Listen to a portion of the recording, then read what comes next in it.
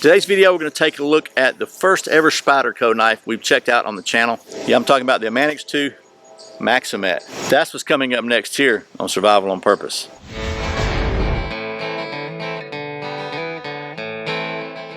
Welcome back to Survival on Purpose, your home for information and gear reviews related to camping, survival, and general preparedness, and mosquitoes. My name's Brian. Thanks for watching. So, this is the very first time I've ever looked at a Spyderco knife on the channel, and I got to say, this is a good one to start with. I'll be honest with you, because real quick, let me tell you how this kind of came about, and then we'll get to talking about the knife in the details. I had never, again, like I said, I'd never really had much experience with Spyderco, or any experience with Spyderco. I knew some folks that were big Spyderco fans. One of the guys I went to church with was a big Spyderco fan, but I just had never really, I'd never really gotten into them. I don't know. I didn't know about the whole here, you know, aesthetically, if I liked that or whatever. I didn't know how well it would work.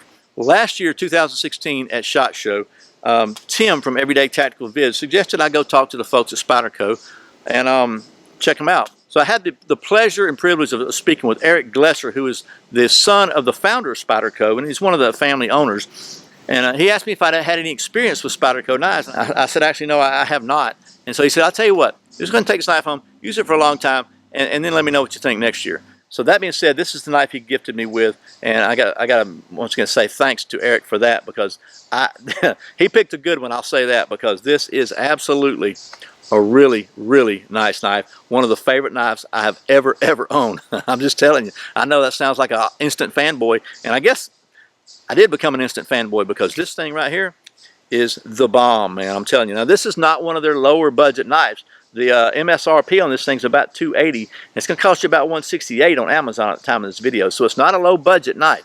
But for that price range, this is a very, very good knife. I mean, there's a lot of knives in that price range, and this, in my opinion, is one of the better ones.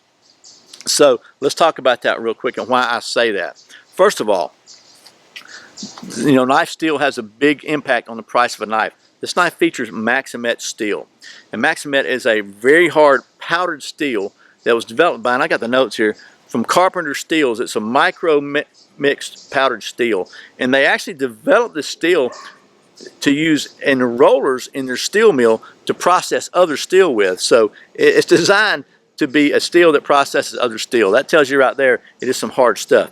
Well, Spyderco is one of a handful of companies that have been able to create the processes and perfect the process to use Maxamet steel in a knife blade. And I got to tell you, it just does a good job. It absolutely works. I have not sharpened this knife at all since I got it, and it's not shaving sharp now as it was, but it is really close. It has got a really good edge on it. So that's one reason that I really like it. I think this steel is just excellent. So first of all, let's just talk about the blade. This is a 3.37 inch or 86 millimeter full flat ground leaf-shaped blade, which is kind of a cool shape. And we'll talk about that in just a second. Then it's a 4.6 inch or 118 millimeter handle of ultralight fiberglass reinforced copolymer with the bidirectional texturing on it that Spyderco is famous for. And then the overall open length is 8.03 inches, and it weighs just 3 ounces or 85 grams. So very lightweight knife. It has a patented ball bearing lock. It's got a little ball bearing inside there that pushes up into a groove on a notch on the blade, and it locks it very positively, but it allows you to open it up and close it with one hand. So, and then it has the patented opening hole, Spyderco patented and trademarked, and so it allows you to open it with either hand. Again, this is a completely ambidextrous knife. The pocket clip, which also I found out that Spyderco is the very first company to ever put a pocket clip on a folding knife, which is a pretty big innovation because they all have them now, so they're definitely a leader in that. But it's totally reversible, so this makes this a completely ambidextrous knife. And they were also, I think, the first company to put serrations on a blade, which again is pretty cool. They created their first knife in 1981, so they've been around a long time. Actually, they started the company in 1976, creating their first product was a bidirectional sharp maker, or tridirectional, what was it? Triangle sharp maker, so it's a sharpening system. So, but something I really like about this is, first of all, you can open it just by popping the lock, kind of like a axis lock from a Benchmade, but different. It's not the same. Or really, this thing is so smooth. The thumb hole just allows you to flick it open. I don't know if I can do it left hand. I'm not as good at my left hand, but we'll try it. Yeah, so there you go. just really totally slick as glass. You can see this blade is stained just a little bit. Again, I've had this since January of 2016, and it's so that's about 10 months now, and I'm not fastidious in my blade maintenance as far as cleaning it. I've cut lines and stuff with this and used it camping and used it different places and not cleaned it as I should. So it's got a little staining on it, but there's no pitting or anything, and I don't think it's going to matter. So a couple things I really like about it now. It's got a little bit of jimping on the frame here, a little bit right up here, and then it's kind of got like a little finger choil, part handle and part blade right here with a little jimping in it. So between that and the thumb ramp here, it lets you get really close up if you want to do some detail work, but it's not really aggressive. I mean, I'm not a big fan of jimping, as you know, but this is the best jimping I think I've ever seen on a knife. I like the fact you can take this little ball bearing lock and just close it with one hand. Open, close, open, close, open and close. So, you know, this is kind of like my my fidget spinner, and I promise you, if my wife were here, she would be like saying, "Please stop clicking that knife." You're probably saying the same thing, so I will. So anyway, I got to tell you, this is not, I haven't been carrying it every day. This is one of my 3 knives in rotation for everyday carry, and man, I just really like this knife. This is one of my favorite knives of all times, and I'm not just saying that because Eric gave it to me. I'm just telling you, this, again, he picked a really good one to introduce me to Spyderco with, because this thing is absolutely the bomb. So, and I just like it's very lightweight. This is the one I usually have with me at church because I don't want to have a big heavy knife with me at church. But I like the fact that it's light. Even as light as it is a full-size knife. I mean, I wear medium gloves. You can see my hands on it, and I've got plenty of room there. So, and then it's got, you know, a good-sized blade. It's full flat grind. This leaf-shaped blade has just got a nice curve to it here, a very sharp point there. It's just a really good design. I got to give Spyderco a big thumbs up on this one. They got this thing right, man. Just really nice. So, without me rambling and gushing and fanboying anymore, let's take you down to the old stump top and do just a little bit of cutting stuff, knife stuff, and then it's just not a bushcraft knife, and we're not going to strike a ferro rod with it, and you know, it's got kind of a rounded spine on it. We're not going to do that, but anyway, we'll do that, and then we'll wrap this up because you're probably tired of hearing me gushing about Spyderco. Sorry about the white balance, but I thought we'd just go ahead and try a little paper cutting. Again, this is a 10-month-old knife, never been sharpened.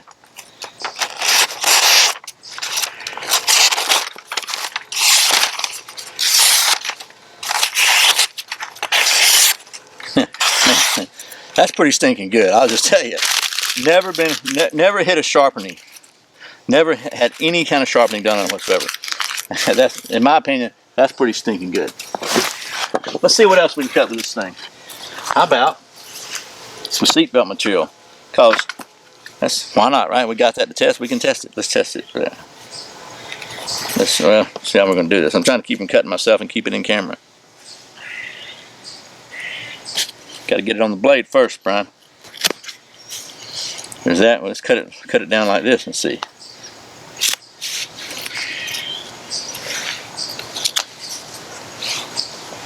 There's that. How about a little poplar? Just some shavings. It's definitely not a bushcraft knife. We got that, but it's flat grind. It's like, look at that.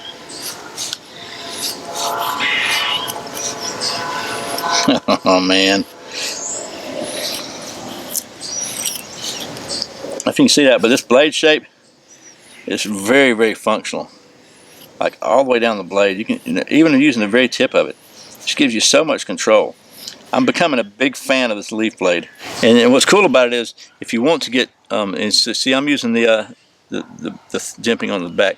If you want to do some really close-up work, you can snuggle up there in that little bit of a jimping and really do some serious close-up stuff there.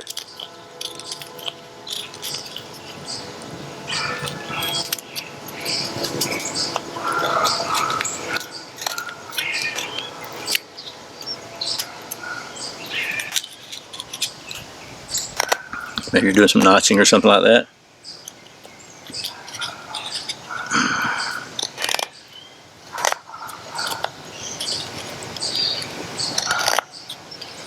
like in different kinds of traps or whatever. So just very versatile. This blade, just a nice sweep of the blade there, just, man, I love it. I just love it. I like my Spyderco. So, and then it's almost like there's a spring closing it, but there's not. But it's just so stinking smooth. Okay, well, that was a quick look at some knife stuff with the Manix 2 Maxamet version. And just to wrap this up, let me just reiterate that I am absolutely thrilled with this knife. Eric knew what he was doing when he gifted me with this one to check out Spyderco, because they have made me a fanboy, so to speak. Really and truly, just a really great knife. Just to recap, the ball bearing lock is just smooth like butter. It's almost in the, I like the thumb hole. The action on this thing is very smooth, very lightweight. Again, this is not a budget knife. This is probably one of their higher end knives, or at least medium, but it's really, really good. This is literally one of my favorite knives of all time, so I gotta give it to them. So anyway, if you're looking for a really nice, very lightweight, very just excellent in all ways. What the heck? Excellent everyday carry style knife. I highly recommend this one. This is a really good one. I don't usually recommend stuff. I usually just say, you know, this is what it is. But man, I'm just telling you, I recommend this one. This thing absolutely rocks. So once again, thanks to Eric at Spyderco for putting this in my hot little hand and letting me play with it for the last 9 or 10 months. It worked. You made a fan out of me. And as always, thank you for watching Survival on Purpose. I put out a brand new video every Friday and Saturday, and very often random videos throughout the week. You can check out a new one right here. If you're not subscribed, please click down in the corner and subscribe. I'd really appreciate it. Once again, my name's Brian. You're watching Survival on Purpose. Remember, survival's not an accident, so be prepared. I'll see you next time. Beats the heck out of a fidget spinner, too.